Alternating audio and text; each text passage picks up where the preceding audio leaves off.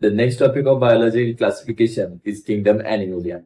Now, kingdom Animalia contains multicellular group of eukaryotic organisms which are heterotrophic. The heterotrophic means they are dependent on plants for their food.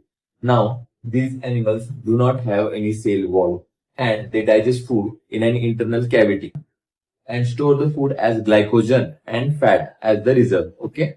Then the mode of nutrition is holozoic. What is meant by holozoic? That is by ingestion of the food. And they follow definite growth pattern and grow into adults with definite shape and size. The higher forms of the kingdom Animalia have sensory and neuromotor mechanism.